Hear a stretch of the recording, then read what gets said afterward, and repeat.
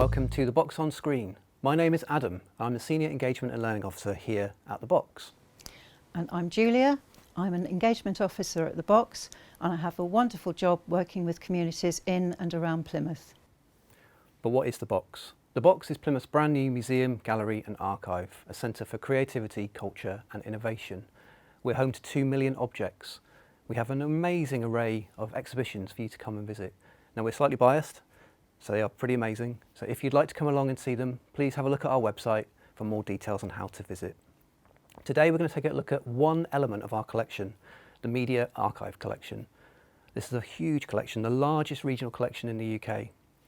It runs to around 250,000 films and around 10,000 hours of footage. Now I haven't watched 10,000 hours of footage, my research was basically done on the beach this weekend. Today we're going to have a little look at summer, so it's perfect research. And it has been incredibly difficult, hasn't it, choosing which films to leave out, because we have so much footage of our amazing countryside and coastline here in the southwest. So in a moment you'll be seeing some clips of what it is to have a summer holiday here in the southwest. So sit back and enjoy.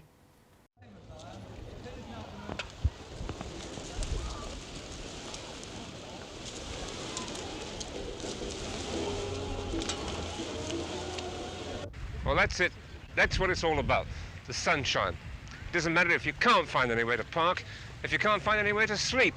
As long as it's sun shining and you're on holiday, that's all that really counts. They call it the English Riviera, and not without just cause. On a day like today, with the July sun beating down, it's really a magnificent sight. It certainly puts a lot of the continental resorts to shame.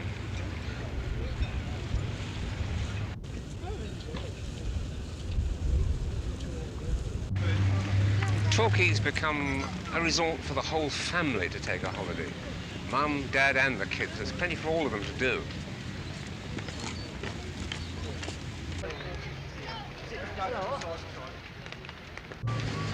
You can really feel the atmosphere, the holiday atmosphere here, you know.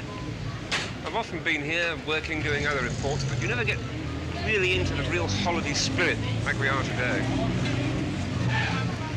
It's certainly a nice day. And I feel like an ice cream.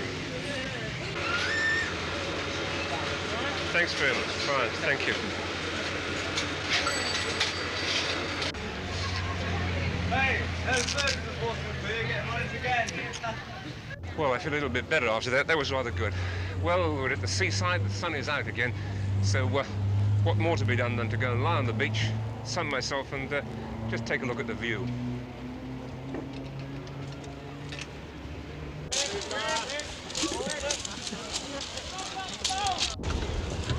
So I suppose we better go backwards to start off with, haven't we?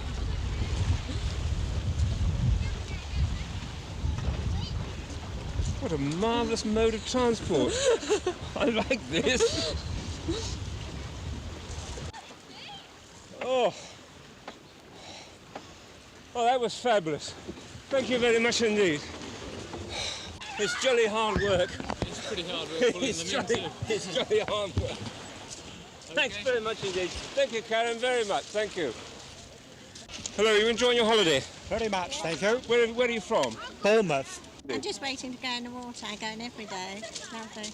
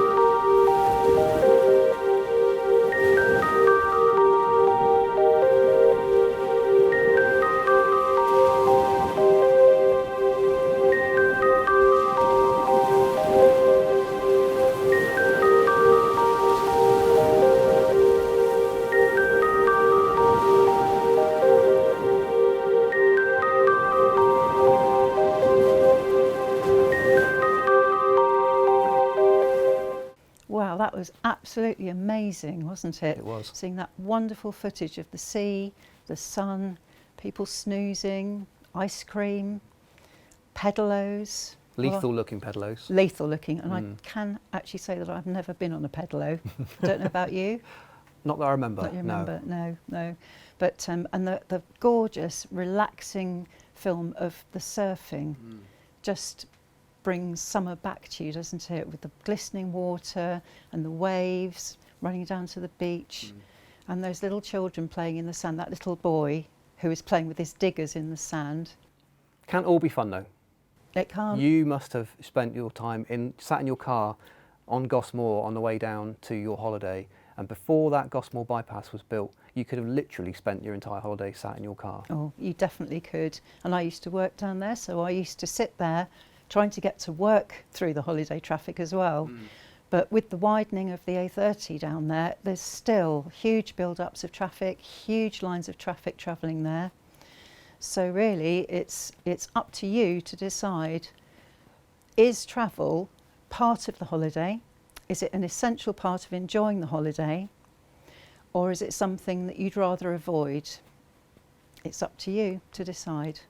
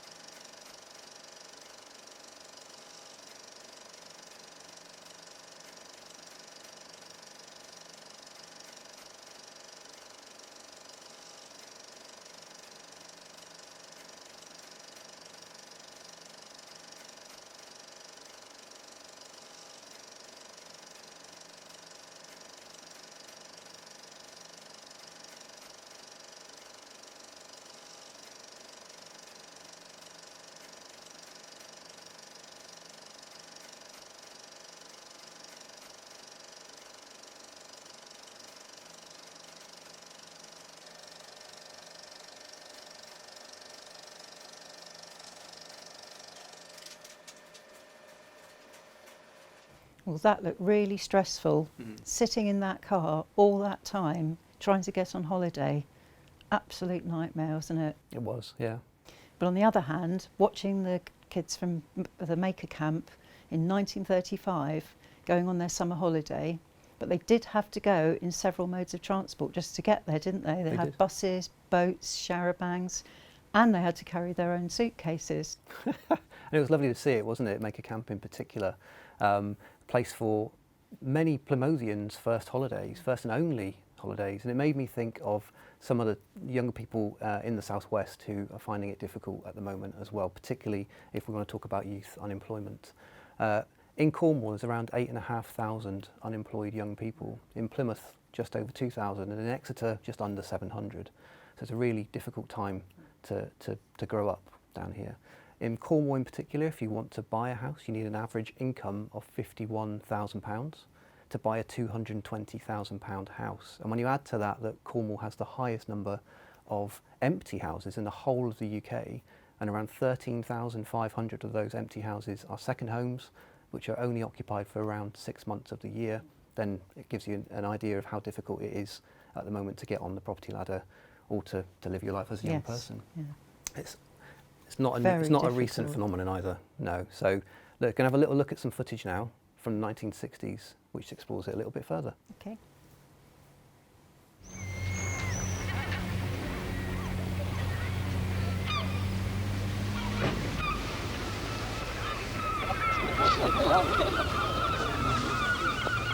Mr. Chesterfield, could we have a word with you, please? Tell me, how are things with fishing as far as you're concerned today? Oh, very, very poor. Very poor indeed. I see. That brings us, of course, to the question of the youngsters coming into fishing today. That's Are the right. youngsters coming today? No, none whatever. In fact, all the boats here now are working with some of them have men over 70 working in them. I see. Just where are the youngsters then, who navigating today? Mrs. Lakeman, how long have you been doing bed and breakfast? Oh, I should say about 7 or 8 years. And why do you do this? To supplement our living. Does this mean that the decline in the fishing industry has meant this much to you? Yes, it has. And Mr. Lakeman, your family have been fishing off the Cornish coast for years. How did you start off in fishing? Well, as a boy of 14 years of age in 1920, we were a father and we were 3 brothers, and I had to go fishing. There was no other means of a livelihood in those days, and if you were a family boat in those days, you could get along and get, I wouldn't say a lot of money, but a comfortable living. 500 men of the Naval Reserve marched from here to the First World War. Now their grandsons trot out a nice line in patter for trips round the harbour. Mr. Bill Farrell is the harbour master here, and his memory of the place goes back to well before the First World War, when it was a great fishing port. Well, Mr. Farrell, what sort of a port is it now? Well, it's very poor for fishing now to what it used to be, say, 40, 50 years ago. I mean, then in them days we had 3 or 400 fishing boats here.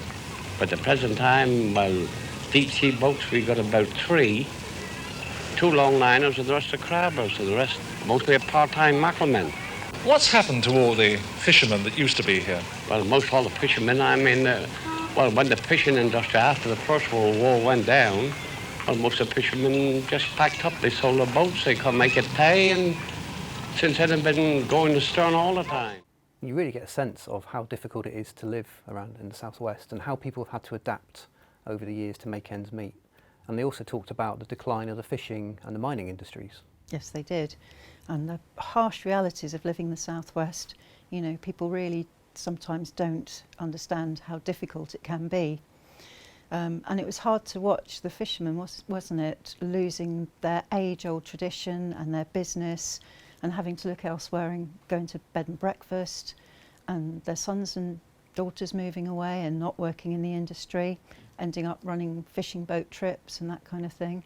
And it still is the same down here today. If you look at some of the smaller villages, they're completely dead in the winter. The houses are closed up, and that means no money coming into the communities and the local economy.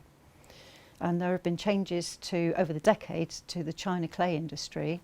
It's been automated, it's lost traditional skills, it's lost many, many jobs for the automation, but there is hope because there are new industries, aren't there, just about to open up, we hope.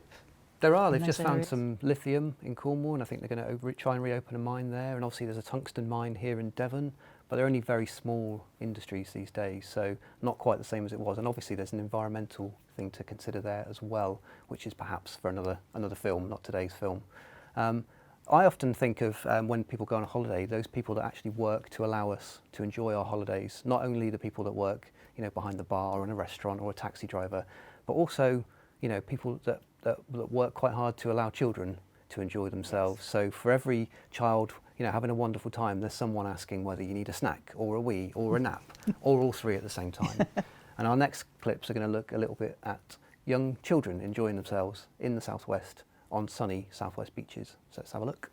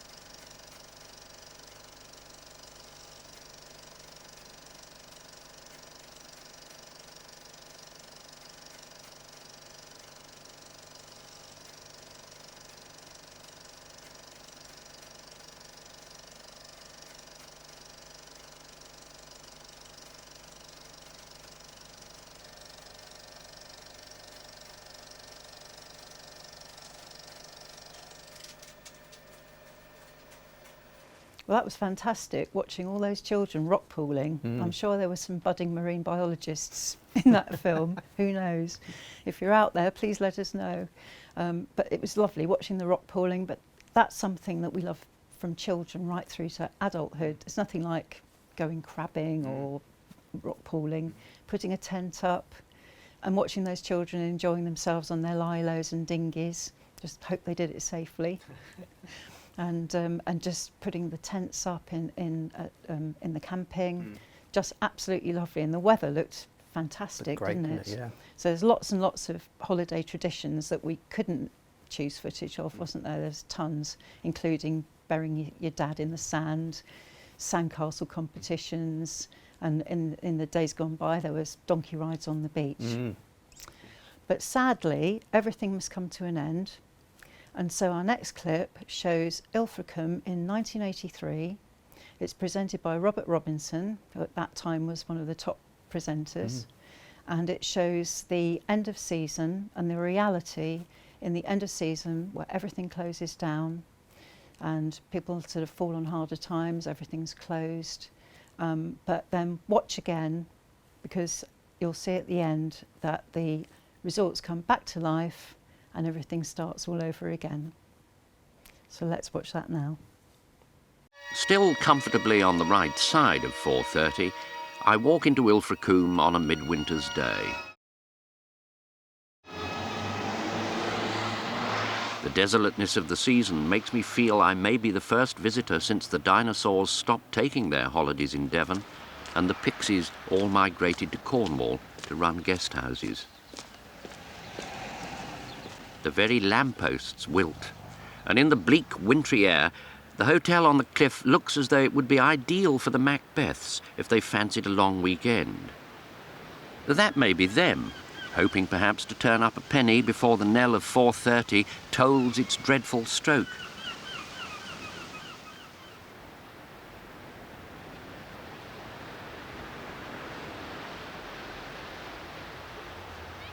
But whatever you seek in a seaside town in the cold days of February, you're not likely to have much luck. You can quite easily start believing you're the last man on Earth. The final spaceship for Alpha Centauri has taken off, and you've been left behind in Ilfracombe to start a new race of human beings. Even the palm trees tried to leave before someone tied them down. The hotels, of course, have been completely evacuated, except for a single unfortunate who had been trapped in a laundry basket since last summer and is now determined, in spite of the freezing cold weather, to swim to Bermuda solo.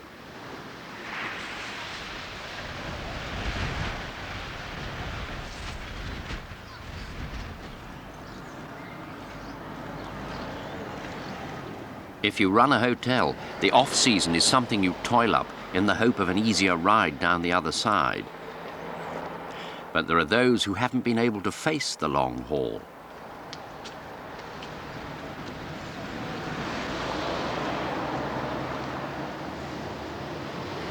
But while you get the feeling everything's in the process of being dismantled and all who can have fled, there are still optimists to be found. What made the Hunt family, in the middle of a recession, leave the Midlands to take over a guest house in Ilfracombe? Oh, 20 years in the factory. And I thought if I didn't get out now, I'd never get out. That is the truth of it. There's nothing else to it. The economics seemed simple. If we had 6 people per night, per week, we'd most probably find that we could break even on it. And on that, we thought that we might make a go of it. But in winter, who really feels that summer is ever going to come? The swings and the chalets are empty, and the wind is so keen that even the seagulls are cold and have to stamp their feet to get the circulation going.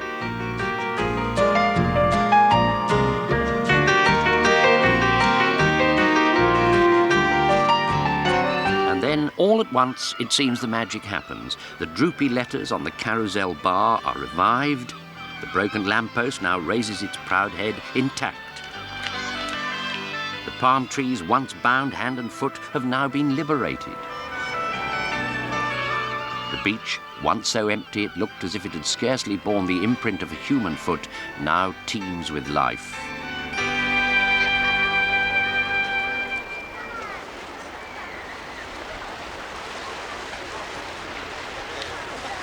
Last time we saw the amusement arcade, it was as calm as the reading room of the British Museum.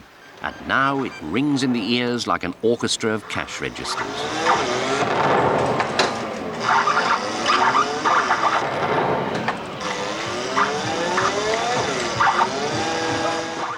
Well, that was bizarre, seeing them having to tie down even the palm trees to stop them from leaving, wasn't it? Totally bizarre. And just as the summer season draws to a close, so too does today's The Box on Screen. If you haven't already, please do follow us on Facebook, Twitter and Instagram, and subscribe to our YouTube channel for more great films. Why not also think about becoming a member for great benefits for you and your family? And if you've liked what you've seen today from our collections, you can find more on the BFI player. Thank you for watching today. We'll see you again soon for another The Box on Screen. Goodbye. Goodbye.